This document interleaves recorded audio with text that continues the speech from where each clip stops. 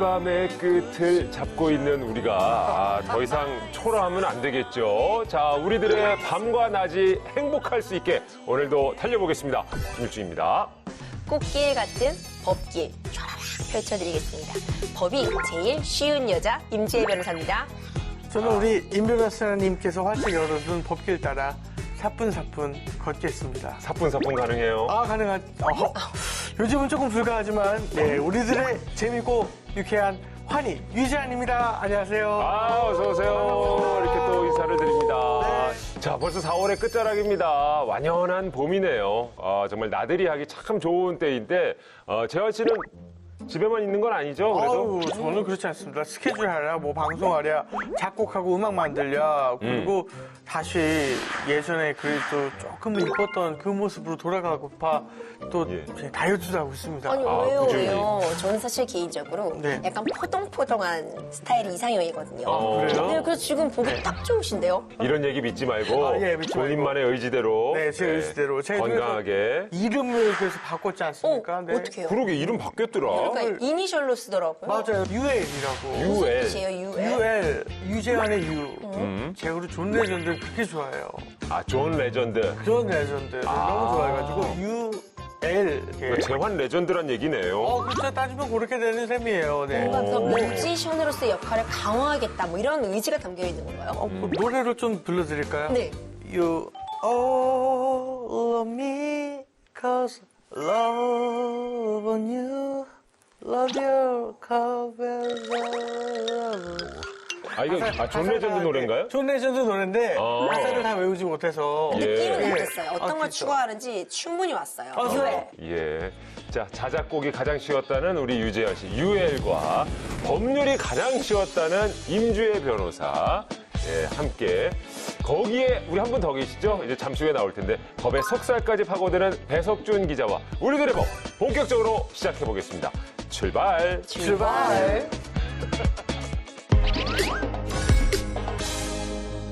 새 법률 완전 정보, 법률계의 하이에나 배석준 기자와 함께하겠습니다. 바로 들어가 보죠. 자, 지난 3월 말에 법안이 상당히 많이 통과가 됐었습니다. 오늘 소개할 새 법률 어떤 겁니까? 네, 일단 지난 시간에는 임대인이 보증금 반환 채무를 임차인에게 갚지 않아서 주택도시보증공사가 대신 채무를 갚은 경우에 이런 악성 임대인의 정보를 공개하는 법안을 소개했습니다. 근데 이번에는 임차주택 정보와 임대인의 미납세액 등에 대한 임차인의 열람권을 확보하는 주택임대차보호법 개정안이 국회에서 통과가 됐습니다. 세금을 안 내는 임대인들은 제가 생각해도 처벌 받아야 돼요. 예. 심지어 세금을 안 내는 사람의 집에 내가 새들어 살고 있다. 이거 불안할 수 있거든요. 네, 그럼요. 재환 씨는 그래도 납세 의무 잘 지키고 계시죠? 모범 납세입니다. 네, 그럼요. 저는 뭐 한 번도 밀린 적 없고요. 좋습니다. 어떠세요, 김일중 씨? 저도 내라 할 때 잘 내고 있어요. 청렴합니까? 예. 그렇군요.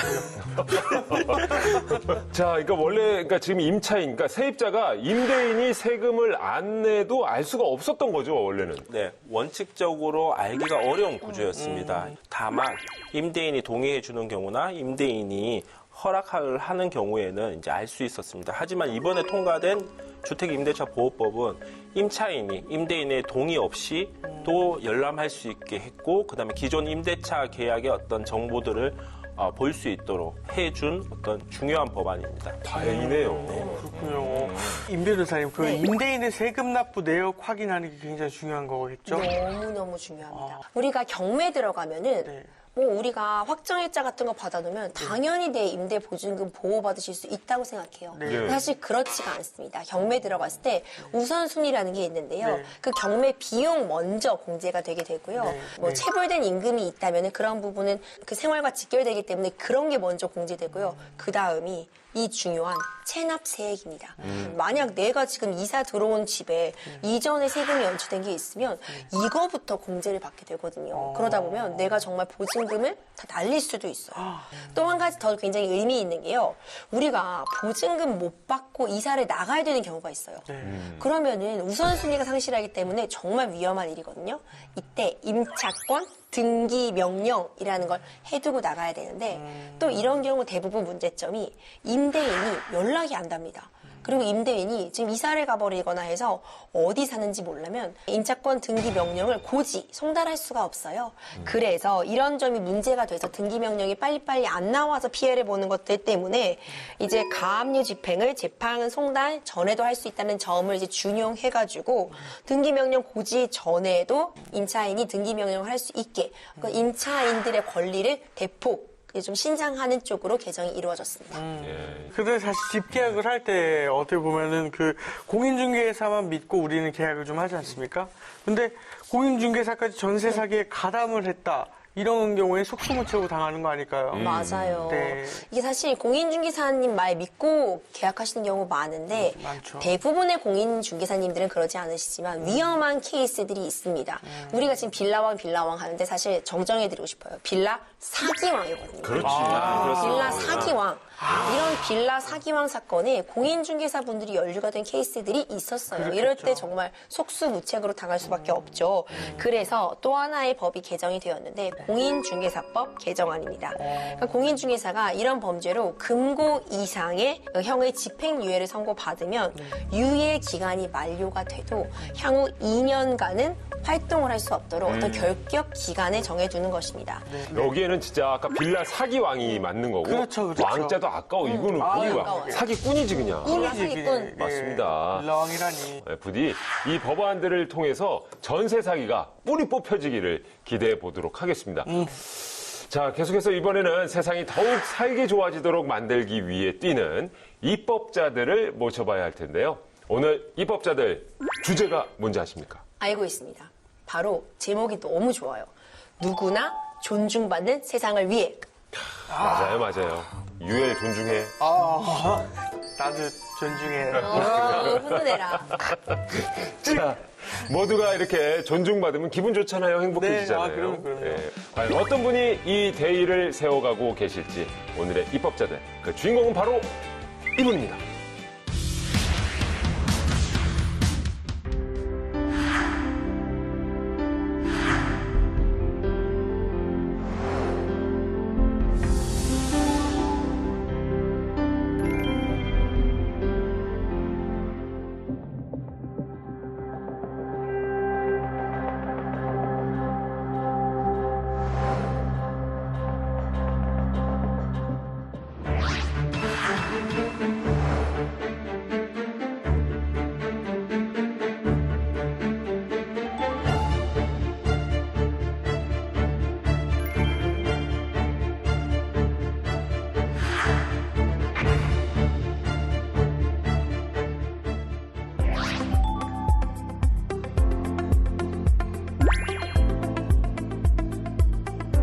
근로기준법에서 보호하지 못하는 노동자의 이 수와 범위가 엄청나게 많이 늘어났거든요. 가장 기본 원칙들 수준에서라도 이 플랫폼 노동도 보호하는 청년들이 직접 함께하는 입법 과정을 하고 싶은 마음이 되게 많았었거든요. 같이 토론도 하고 법안을 만드는 과정을 좀 해보자라고.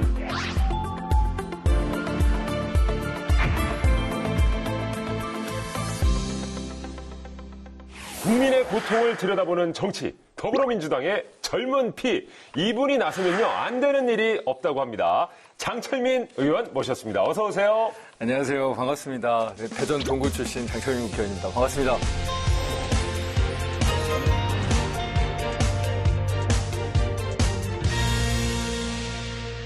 안 되면 되게 하라. 이 청년 불도저라는 얘기도 있던데 정말 맞습니까? 어떻습니까? 이게 불도저 하니까 조금 거친 느낌은 있어서 예. 불도저라도 좀 약간 미래형 불도저, 네. 좀 세련된 느낌 좀 가미해 주셨으면 좋겠습니다. 불도저가 세밀지 못한 것 같죠, 약간. 제가 이게 막 밀고 가는 불도저도 네. 진짜 큰 절벽 같은 거는 네. 못 밀죠. 못 밀잖아요. 네. 근데 그런 거 잘 피해서 필요할 때는 정말 이렇게 터널도 뚫고 돌아가기도 하고 넘어가기도 하고 하면서 어려운 일들 많이 극복하고 있는 것 같아요. 네. 예, 그냥 마냥 불도저하면 그냥 밀어붙이기만 할 것 같지만 그런 이미지는 아니고. 아니다. 네. 예, 벌써 이제 4월 말이 됐습니다. 그리고 이제 21대 국회는 3년 전 5월에 시작을 했고 딱 정말 3년이 지났는데 어떠세요? 지금 생각했던 것처럼 뜻하신 바 이렇게 순항 중에 있으신가요? 뜻하는 바가 되는 것도 있고요. 너무너무 어려운 것도 있고, 그러니까 뭐 지역의 여러 가지 도시재생 사업이나 지역을 발전시키는 일들은 그래도 노력한 만큼 성과들이 나와서 되게 많이 좀 뿌듯하고 하기도 한데, 사실 또 젊은 정치인으로서 우리 정치를 좀 더 바꿔 나가야겠다. 그런 어떤 결심들은 사실 실제로 뭔가 결과를 만들기가 되게 어렵더라고요. 그래서 이 3년을 돌아보면 그런 것 같습니다. 예. 자, 근데 확실히 후보 당시 이렇게 걸었던 공약을 지키는 과정, 물론 중요합니다만 쉽지는 않죠. 하지만 우리 의원님은 1호 공약, 뭐 아주 깔끔하게 또 지키셨던데요. 그 대전의료원 그 건립이라는 공약이었는데요. 저희가 대전이 광역시고 굉장히 큰 도시예요. 그렇죠. 근데 지방의료원이 아예 없었던 도시였는데, 그래서 대전 시민들께서 한 28년 전부터 계속 했어요. 건립 운동을 했었는데, 거의 선거 끝나고 당선되자마자 관련된 모든 분들하고 제가 직접 소통하고 이야기하면서 이 대전의료원 건립 필요성을 굉장히 많이 강조를 하고, 특히나 그때 이제 코로나 상황이 이제 시작될 때라서 이런 어떤 공공의료 체계 강화라는 게 굉장히 중요한 과제다라는 공감대를 그래도 좀 모아나갈 수 있는 환경이 조성됐었거든요. 그래서 그때 제가 굉장히 빠르고 압축적인 노력을 했죠. 그래서 6개월 만에 그런 어떤 그 대전의료원 건립이 확정이 되고, 이 국민들께 약속드렸던 내용을 그래도 굉장히 잘 진행시키고 있는 것 같아서 또 굉장히 뿌듯한 마음을 갖고 있습니다. 야, 아니 실은 저희 부모님이 여전히 이제 대전에 사시고 대전의 아들로서 굉장히 뿌듯한 이야기네요. 그렇네요. 대덕구에 계시잖아요. 저희 부모님 대덕구. 네. 대덕에 붙어 있습니다. 대덕구와 동구. 그러면 친구예요.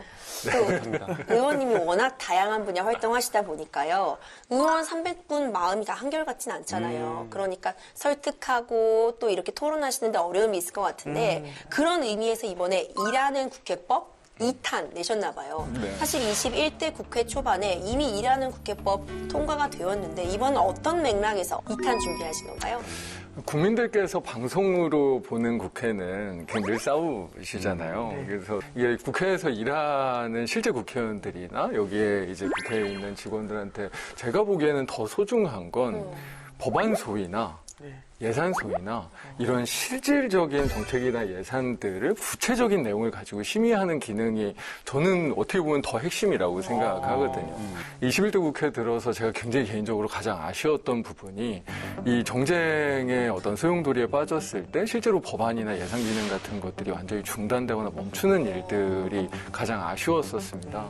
그 예전 같은 경우에 20대 국회나 19대 국회나 그 전에 제가 그래도 보좌진으로서 일하던 국회에서는 약간 그런 건 있었거든요. 진짜 밖으로는 엄청 싸우는 것 같아도 그래도 법안은 해야 된다. 할 일은 해야 된다라는 그런 어떤 뭔가 암묵적인 룰 같은 것들이 그래도 좀 지켜졌던 것 같은데 그게 워낙 이 21대 국회에 들어서 좀 잘 안 되다 보니까 특히나 작년에 저희가 정기국회에 법안 소위를 다 합쳐서 한 4시간 했나? 5시간 했나? 정기국회가 거의 100일을 하거든요, 저희가. 그래서 이게 너무 큰 반성이 들어서 좀 방법은 좀 거칠 수도 있어요. 뭐 법안 소위 안 하면 우리 세비 깎자 라는 이야기이긴 한데 가장 기본은 지키자 라는 이 법안을 발의하게 됐습니다. 수당이나 특별활동비, 입법활동비 이런 부분을 2분의 1까지 깎을 수 있다는 건데 반발 정말 없으신가요? 아직까지는 이 법안이 많이 알려지질 않아가지고 반발이 없고요. 네, 아마 이게 조금 지금 이런 방송과 여러 내용들을 통해서 이야기들이 많이 있게 되면 그래도 그거 너무 방법적으로 거칠다 이런 얘기는 분명히 하실 수는 있어요. 저희가 큰 자막으로 좀 오늘 좀 박아야 되겠네요. 2분의 1까지 꼭 뭐 이 방법이 아니더라도 보안 소위는 무조건 할 수 있게끔 하는 제도적인 장치라는 거는 반드시 필요합니다. 알겠습니다. 자, 그런 의미에서 오늘 일을 해야 하는 사람들, 일을 하는 우리 모두에게 꼭 필요한 법안을 의원님께서 준비를 하셨다고 합니다. 장철민 의원의 누구나 존중받는 세상을 위해 그 첫 번째 법안 열어보겠습니다. 자, 직업에는 귀천이 없어요. 노동 존중 세상을 위해 플랫폼 종사자 보호 지원과 일하는 사람 보호법 제정안입니다.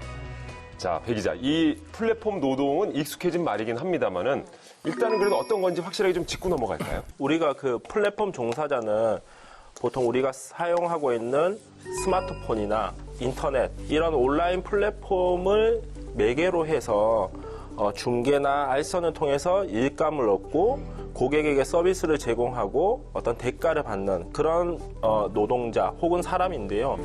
작년에 고용노동부 조사 결과에 따르면 한국에서 플랫폼 노동자로 분류되는 사람이 약 292만 명 정도 됩니다. 사실 엄청난 어떤 수치를 그러네요. 보여준다고 볼 수 있는 것 같고요. 그 플랫폼에서 평가 혹은 뭐 이런 걸 대상으로 해가지고 자기의 근로관계에 대해서 직접적인 영향을 받았던 사람들이 약 80만 명 정도 된다고 하고요. 그 중에서도 배달, 운송 뭐 이쪽 분야에 있는 사람들이 51만 명 정도 됩니다. 그러니까 약 65% 가까운 수치로 가장 많은 비중을 차지하고 있다고 합니다. 그야말로 정말 플랫폼 종사자의 수가 굉장히 좀 증가를 하고 있고, 하지만 노동 환경은 매우 열악한 상태이다 해서 이 법안을 좀 내신 것 같은데, 취지를 정확히 한번 또 장 의원님께서 말씀해 주신다면. 실제로 우리 근로기준법이라는 게 모든 노동법의 기본이거든요. 근데 근로기준법이 만들어진 지가 언제쯤 되는지 혹시 아세요? 근로기준법이 만들어진 지요? 1953년에 만들었어요. 아이고, 엄청 오래됐고. 네, 그러니까 이제 70년이 된 거예요. 그러다 보니까 근로기준법에서 보호하지 못하는 노동자의 이 수와 범위가 엄청나게 많이 늘어났거든요. 노동 환경도 완전 달라졌어요. 완전히 달라졌죠. 그런 거였잖아요. 예전에 무슨 뭐 찰리 채플린의 모던 타임즈 같은 거 보면 우리가 약간 공장의 라인에서 다 그 일부의 일들을 하는 약간 그런 어떤 공장제 노동, 굉장히 비슷한 노동 환경, 비슷한 임금, 뭐 그런 것들을 다 공유하는 상태였잖아요. 그러다 보니까 이런 사업장을 벗어나 있는 그런 그 노동자들은 실제로 보호할 수 있는 법 체계가 아예 없는 거예요. 그러니까 우리가 지금까지의 어떤 그런 노동권이 신장되어 온 그런 가장 기본 원칙들 수준에서라도 이 플랫폼 노동도 보호하는 그런 어떤 그 이 법제도적인 노력들을 시작하자라는 의미에서 이 플랫폼 종사자 보호법을 발의를 하게 됐고요. 이게 우리나라뿐만 아니라 최근에 다른 나라들도 제가 이거 처음에 연구하기 시작할 때는 전 세계 입법이 아예 없었던 상황이고요. 지금은 이제 뭐 독일이나 뭐 프랑스 같은 데에서 이 보호 조치들을 만들고 약간 그런 어떤 추세에 있습니다. 요즘 온라인 플랫폼, 이런 플랫폼의 분쟁이 정말 많은 이유가요. 책임 소재가 불분명하기 때문인 것 같아요. 플랫폼은 어떤 장을 열어준 것에 불과하고 그 플랫폼 안에서 사용자가 있을 것이고요. 어떤 업무를 제공하는 사람이 있는데 분쟁이 발생했을 때 도대체 누가 책임을 지는지가 불분명했던 거죠. 그 책임 소재에 대한 규정들을 좀 넣어두신 부분들이 있더라고요. 정확히 핵심적인 부분을 말씀해 주신 거예요. 변호사님. 그런 어떤 계약을 체결해야 될 의무라는 게 굉장히 중요한 부분이고요. 이런 구체적인 어떤 일하는 내용들을 계약을 하고 그런 보상들을 어떻게 할지, 이 휴식들은 어떻게 할지, 산업안전보호는 어떤 방식으로 할지 이런 구체적인 내용들을 이 플랫폼 종사자법에 담았죠. 그렇군요. 저도 역시나 계약서를 쓰지 않고 일할 때 가끔 낭패를 볼 때도 있어요.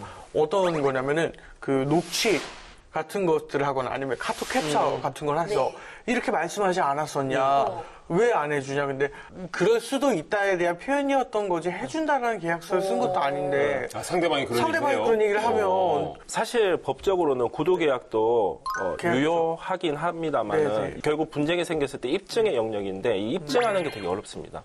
어플 같은 거 보면은 뭐 침대를 이동을 해야 되는데 이거 해주실 분 하면은 이렇게 사람들이 이렇게 들어와가지고 경매 비슷하게 해가지고 이 사람 딱 선택을 하면 사실 아무 계약이 없죠. 뭐 혹시라도 만약에 사고가 났을 때 플랫폼을 운영하는 사람들한테도 뭐 손해배상 이런 걸 청구할 수도 있을 것 같은데 이게 또 만만치는 않을 거예요. 우리 원래 근로기준법 보면 이런 근로자들에 대한 불이익한 처분을 금지하는 조항들이 잘 담겨 있는데 이 플랫폼 종사자들은 사실 여기에 적용을 못 받았잖아요. 이제 그런 점들을 반영하셔서 이번 법안에는 뭐 운영자가 공제회를 만들 수 있게도 해놨고요. 사회보험 적용 그리고 권익 보호 차원의 조항을 좀 자세히 명시해 주셨더라고요. 그 노동관계법에 가장 기본적으로 여기저기 들어가는 게 방금 말씀하신 일종의 불이익 처우의 금지 그런 어떤 기본 원칙들은 우리 플랫폼 종사자들도 일하는 사람들이기 때문에 이 보호를 받아야 된다라는 생각에 아주 디테일한 것들은 개별법들에서 하더라도 기본적인 이 제도들을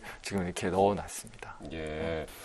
자, 그리고 이 플랫폼 종사자법과 연결해서 좀 살펴볼 법안이 일하는 사람 보호법입니다. 이 약간 좀 어감이 굉장히 따뜻하고 조금 인간적인 모습인 것 같고 법안명이 너무 저는 좋다고 생각을 하는데 사실 되게 비슷한 거예요. 네. 그러니까 사실 플랫폼 종사자 보호법도 저희가 일하는 기본법에 대한 논의들을 사실 같이 해왔던 거거든요. 국민들 중에 임금노동, 그러니까 돈 받고 노동을 하시는 분들이 한 2천만 명쯤 되세요. 1년에 네. 이렇게 중해보면.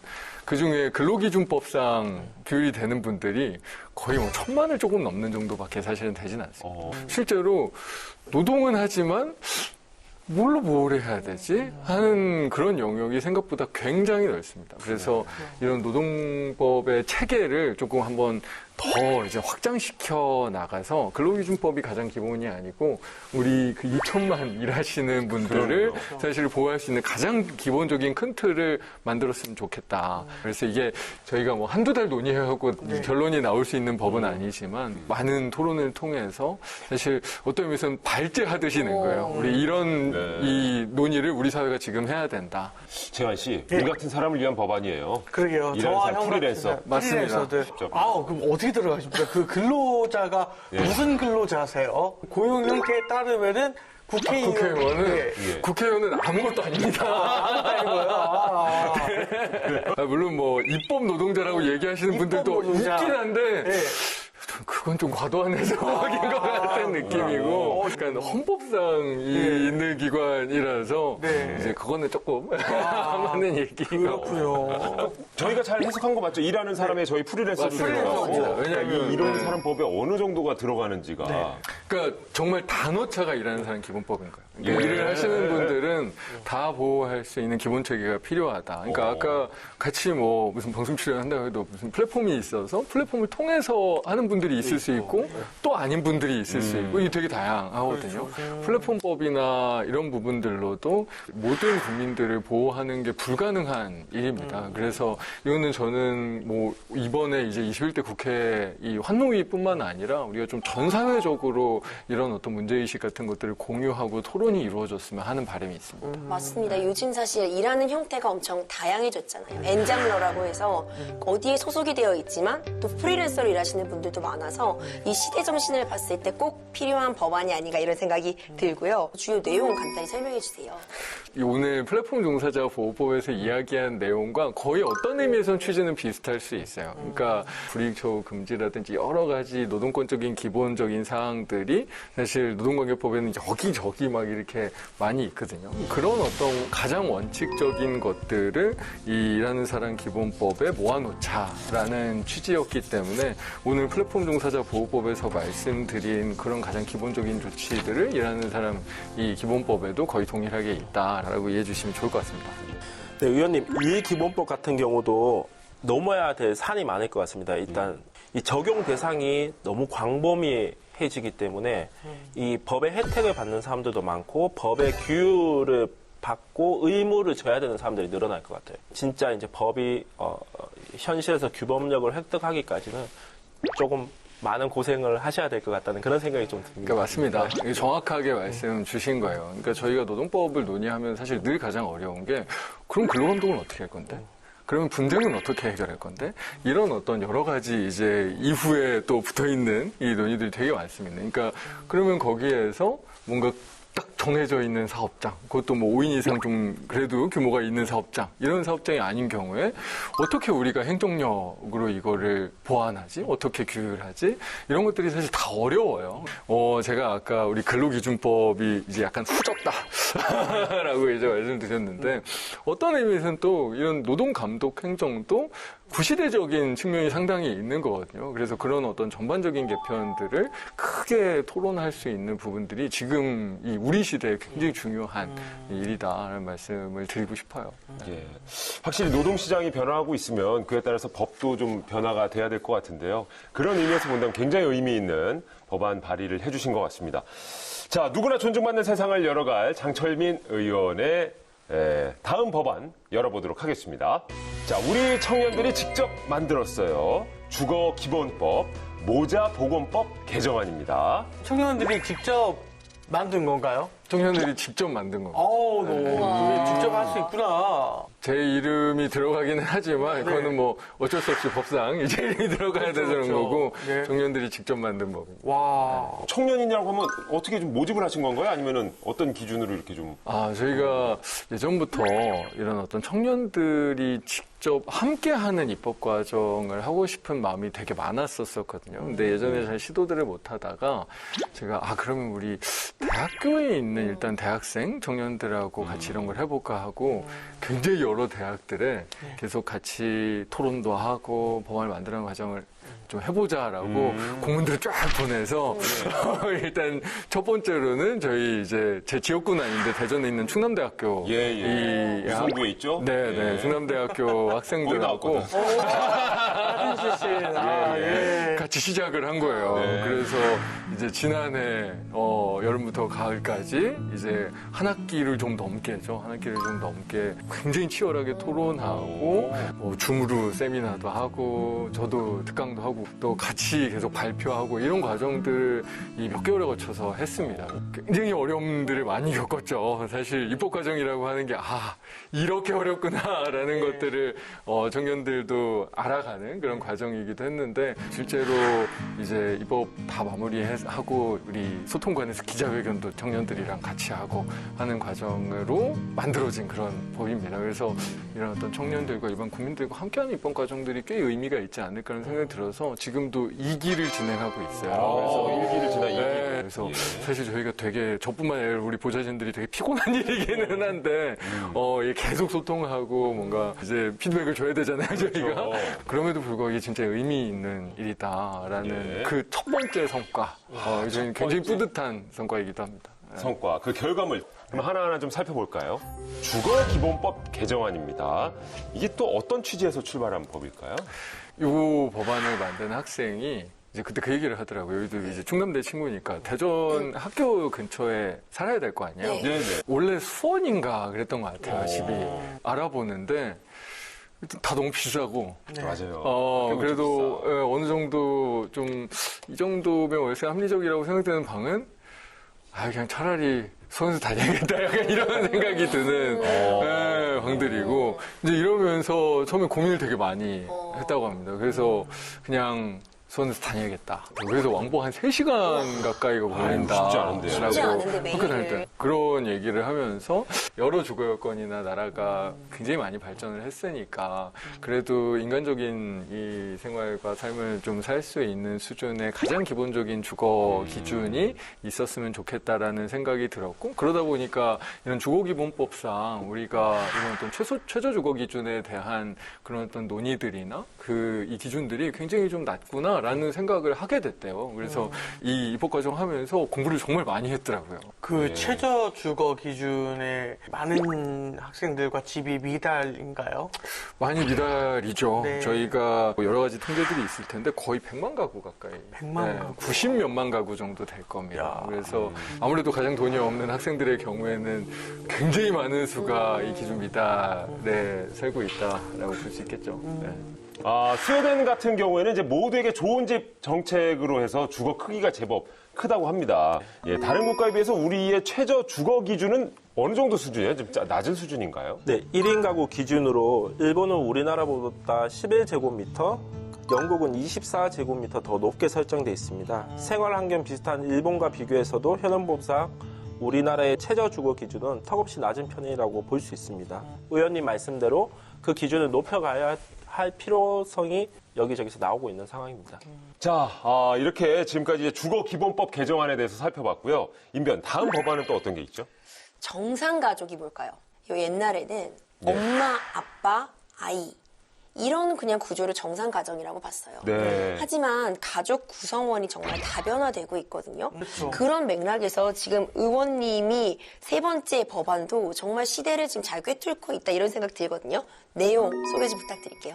그러니까 요 조 학생들이 네. 처음에는 저출산 관련돼서 그래도 청년들이 뭔가 아이디어를 내고 싶다라는 이야기들을 막 하더라고요. 그래서 처음에는 뭐 저출산 관련 교육을 확대해야 되나? 뭐 약간 이런 일반적인 이야기들 하다가 계속 이제 이 학생들이 토론을 거쳐서 그럼 자기 세대 가족들에서 있는 이런 뭐 고딩 엄빠 뭐 이런 얘기들 이렇게 많이 뭐 방송 프로도 있고 뭐 했었잖아요. 미혼의 이 출산 가족들 지원책에 대해서 공부를 하기 시작하고 이게 굉장히 법적으로 지금 부족하구나. 특히나 이 어떤 혼인 관계라는 부분을 그런 기본 조건으로 여러 가지 이 출산 지원 정책 같은 것들이 이루어지다 보니까 아주 젊은 이 청년들이나 미혼 가족들의 이런 출산들은 거의 지원들이 잘 안 되는 이런 어떤 현실에 대한 이 공부들을 많이 해서 이거는 모자보건법이라는 법 체계를 통해서 지원을 해줘야 된다라는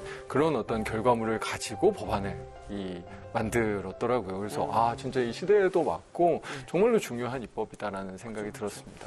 저도 젊은 나이지만 그 미성년 부모가 이렇게 많은 줄은 진짜 몰랐습니다. 맞습니다. 우리 배 기자님이 좀 정리해 주세요. 이 청소년 부모 현황이 나온 게 있습니까? 2020년 통계청 자료인데요. 24세 이하 출산은 1,530건으로 이 중에서 청소년 한부모로 수급을 받는 가구는 3,200가구 정도 되고요. 청소년 미혼 부모는 1,700가구 정도로 조사됐습니다. 확실히 청소년 부모다. 이거 생활하기도 정말 만만치 않다는 생각이 들거든요. 어떻게 보면 이게 수입이 있어야 되는 상황이잖아요. 아이가 있다면. 네네. 그래서 2020년경에 이제 설문조사를 했는데요. 거기서 나온 게 보면은 4명 중에 1명은 월 수입이 50만 원 이하, 10명 중 6명이 무직이었습니다. 주거 환경도 뭐 월세나 가족집 거주는 15% 정도밖에 안 됐고, 그것도 그나마 좋은 상태였던 거고, 대부분은 더 열악한 상황이었다고 합니다. 그렇습니다. 이제 미성년 임산부는 학업에서도 자유로울 수가 없고요. 생업, 육아 자체에서 정말 다 매여 있다고 볼 수밖에 없을 것 같아요. 그러다 보니 좀 국가가 나서서 이들에 대한 좀 지원이 있어야 된다 그런 입장이 좀 반영이 된 것 같은데 가장 시급히 이들을 보호하고 지원해야 될 부분은 어디라고 보세요? 추정치가 될 수밖에 없는 게 이게 구체적인 지원 사업의 내용이 확실한 지원들이 있으면 여기들이 지원을 받으려고라도 이 정부에든 지자체든 신청을 할 거 아니에요. 그럼 저희가 정확하게 파악도 할 수 있고 구체적인 이 어려움들도 명확하게 알 수 있을 텐데 지금 일단은 저희가 그냥 생각해 보면 그래도 돈을 벌어야 되는데 아니면 돈을 벌기 위해 공부를 하거나 직업 훈련을 받아야 되는데 그럼 그 상황에서 돌볼 곳이라든지 그 상황에서 뭔가 생계라든지 이런 부분이 가장 문제가 될 거 아닙니까? 이런 훈련이나 공부를 위한 돌봄 서비스 그리고 그런 어떤 시기에 대한 지원금 이런 여러 가지 지원 제도들이 사실상은 거의 너무 부족한 수준이라서 이런 이 국가의 적극적인 지원 정책을 지금부터라도 만들어야 미혼 가정에서 태어난 아이들이 정말로 또 안전하고 이 편안한 교육 환경이나 보육 환경 속에서 성장할 수 있지 않을까라는 생각이 들어요. 이제 청년들과 함께하는 입법 제안 또 2기도 좀 준비하고 계신다고 그랬잖아요. 네, 그죠? 이게 하고 있습니다. 확실히 더 기대가 돼요. 이 학생들도 1기가 이렇게 됐다는 거를 쭉 한번 이제 보니까 자기들은 이런 거를 해봐야겠구나라는 생각들을 지금부터 또 적극적으로 막 이야기를 하더라고요. 그래서 좋아요. 벌써부터도 기대가 되고 저는 이제 뭐 이게 2기이지만 뭐 국회 차원에서도 이런 부분들을 조금 이렇게 돕고 함께해서 우리 청년 당사자뿐만 아니라 일반 국민들이 여러 입법 과정에서 본인들의 삶에 대한 이야기들을 정책으로 입법으로 발전시키는 그런 어떤 통로를 만들 수 있으면 큰 의미가 있겠구나라는 생각을 많이 하고 있습니다. 장 의원님은 보면은 이제 서울대 정치학과 나오셨고 국회 보좌진으로 일을 하시다가 국회의원 되신 거 보면은 일평생 정치와 뗄래야 뗄 수 없는 어떤 그런 관계인 것 같은데요. 그 앞으로 어떤 더 큰 꿈을 펼치고 싶은지 한번 말씀 좀 부탁드리겠습니다. 일평생 뗄래야 뗄 수 없는 거는 맞는 것 같아요. 그러니까 제가 국회 처음에 이제 보좌진으로 올 때도 국회의원이 돼야지 사실 이런 생각보다 약간 정치를 산다 약간 이런 생각을 되게 많이 하면서 왔었거든요. 그래서 일평생 뗄래야 뗄 수 없는 건 맞는 것 같고 제가 여러 가지 일들 뭐 오늘 청년들하고 같이 한 입법 과정 이런 얘기도 드리고 좀 큰 어떤 뭐 일하는 사람 기업법 이런 얘기도 드리고 했는데 이 정치 자체 정당을 발전시키는 이제 그런 일을 할 수 있으면 제가 개인적인 어떤 정치적인 큰 성공을 하고 못하고든 간에 뭔가 평생의 삶에 큰 의미가 있지 않을까라는 그런 이 생각과 신념을 가지고 국회의원에 출마도 했고 했습니다. 그래서 앞으로도 저의 정치적인 미래는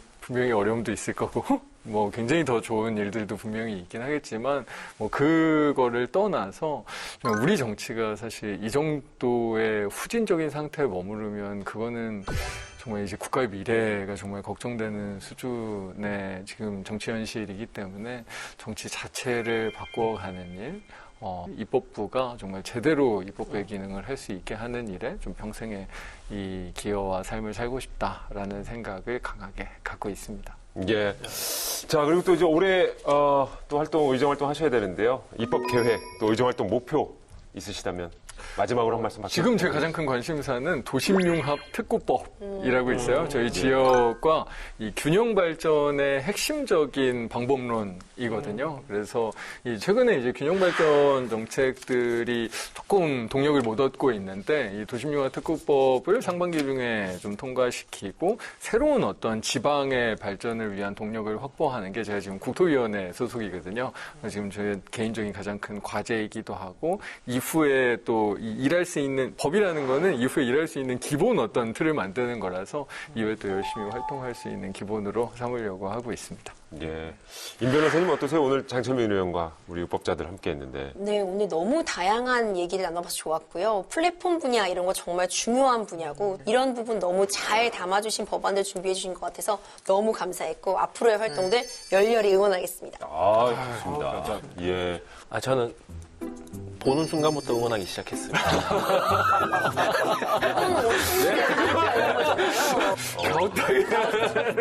전 태어날 때부터 저보다 더 안 돼요? 아, 그래요? 아니, 그냥 함께한 소감을 물어보고 싶은데 뭘 뭐 이렇게까지 이렇게까지 해요? 맞습니다. 실은 옆에서 저희가 함께 했습니다만은 정말 그 젊은 피라는 그 별칭이 느껴질 만큼 에너지가 느껴지고 앞으로도 열정적인 에너지 기대하겠습니다. 감사합니다. 굉장히 즐거웠습니다. 저랑 함께 해주셔서 정말 고맙습니다. 감사합니다. 예.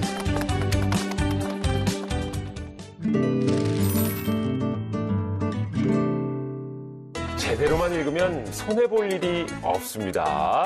자, 슬기로운 법률 생활을 위한 길잡이, 법 읽어드립니다. 순서인데요. 요즘에는요, 이 헬스장에 가면은 퍼스널 트레이너, 말 그대로 PT죠, PT. 이 개인 레슨 받는 경우들이 굉장히 많습니다. 많죠. 예, 혹시 주변에 받아보신 분 있으세요? 네, 다들 받아보지 않았을까요? 저 받아봤습니다. PT 받아보셨어요? 네, 받아봤어요. 퍼스널 트레이너로. 퍼스널, 그 박서준 씨랑 같은 퍼스널 트레이너였습니다. 네.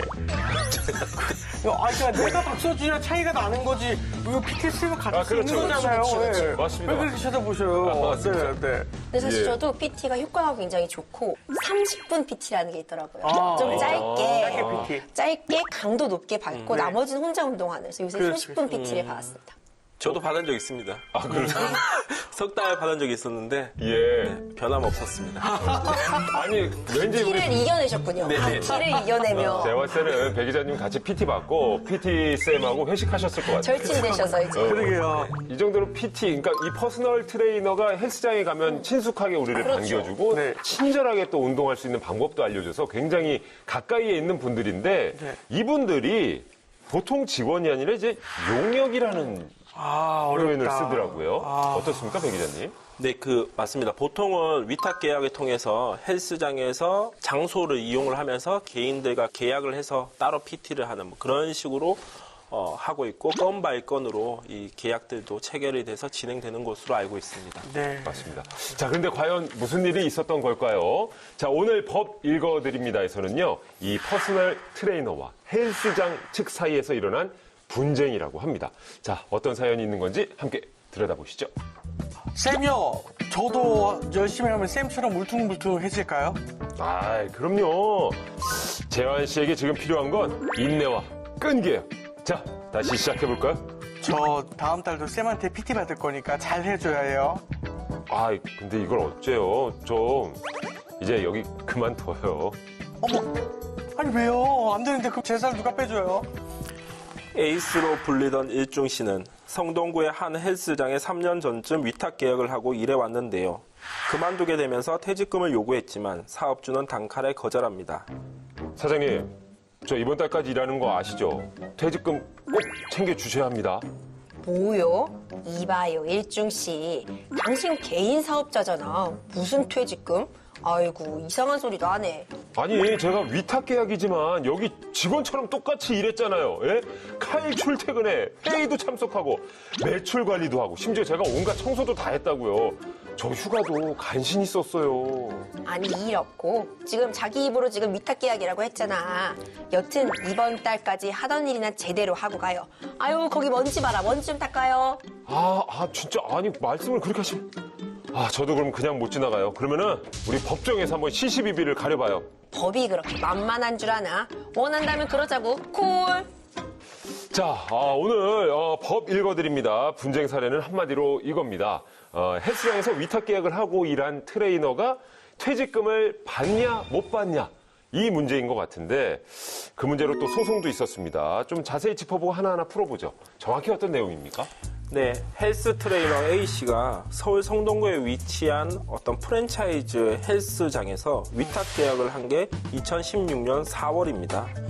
월 80만 원에서 120만 원 기본급에 개인 교습, PT를 해서 실적에 따른 수수료를 받기로 했고요. 그 후 계약 갱신을 3회를 더해서 2018년 12월까지 일했고 2020년 2월에 회사를 나오면서 퇴직금을 달라고 소송을 낸 사건입니다.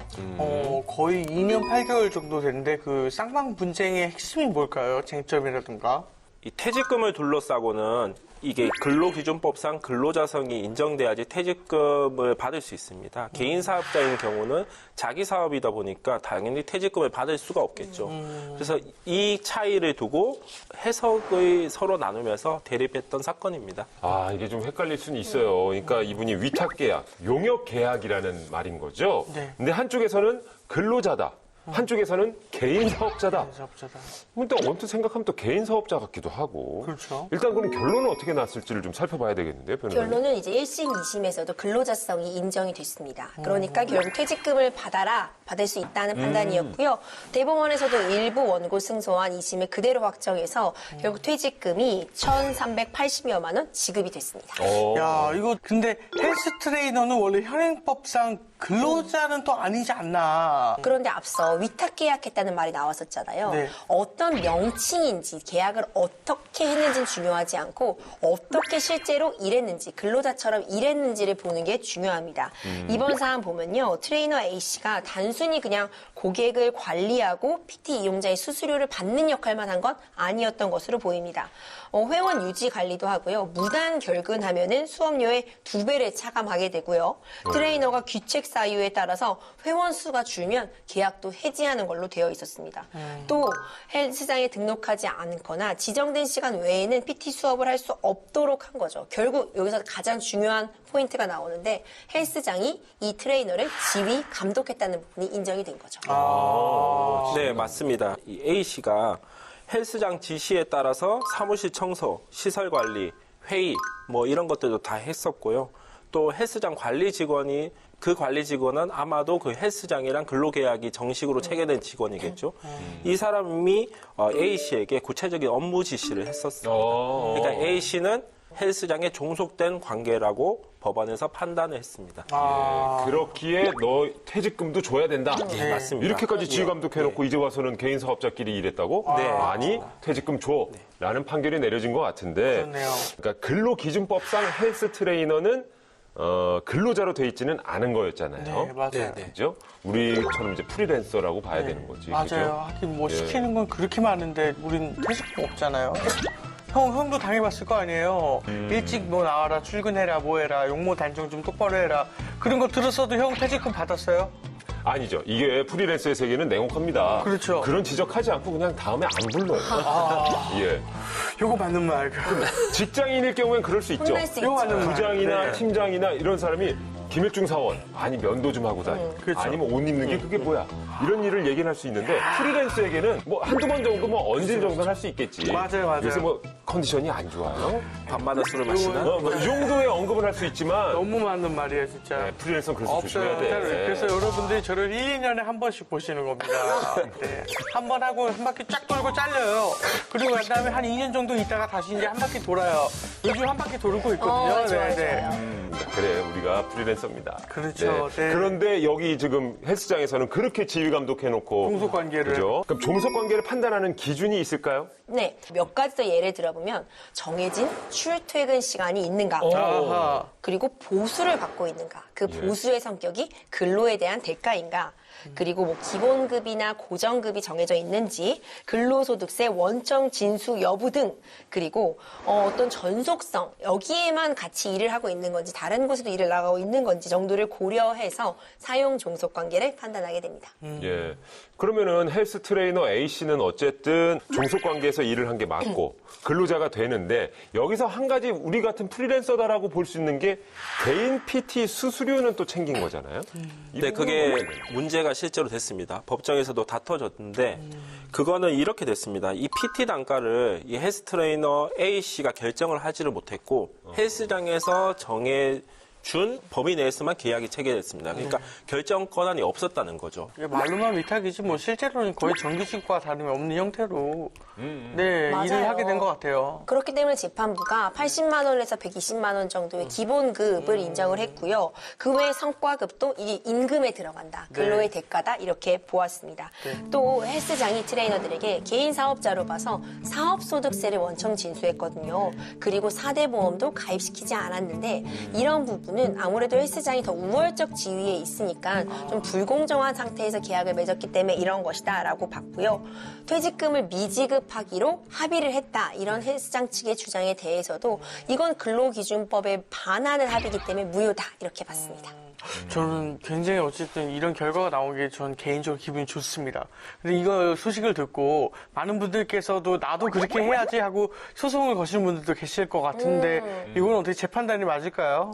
그렇게 쉽지 억울한 않은데요. 부분이 꽤 있을 수는 있을 것 같아요. 어때요? 진짜 사례들이 많습니까? 비슷한 사건들이 꽤 있는 것 같습니다. 근데 유사한 사건에서 헬스 트레이너라고 해서 모두가 퇴직금을 인정해줬던 건 아니고요. 최근에 대법원에서는 인정을 해주지 않은 사건도 나왔습니다. 그거는 이 트레이너가 개별적인 회원들과 계약 관계를 체결을 했고 이 트레이너가 조건들을 다 설정을 해서 헬스장에 통보하는 식으로 운영이 됐다고 합니다. 그러니까 약간 좀 구조가 다른 거죠. 그렇죠. 완전 상황이 다르다고 보시면 될 것 같아요.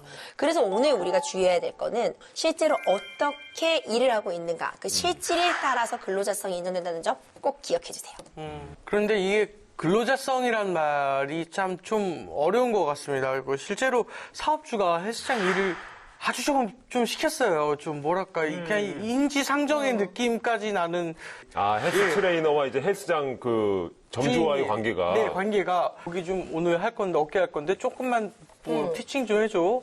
그러면은, 아우, 내 원장님, 그리고 살짝 봐줄 법해요. 인지상정상. 네. 예. 근데 이게 자꾸 사자성어를 쓰면서. 죄송합니다, 예. 예, 과유불급이에요. 아, 이게 예. 아우, 인지상정 말고 다른 사자성어를 좀 대보든가요. 견문발검. 견문 지금 그 견문발검 했잖아요.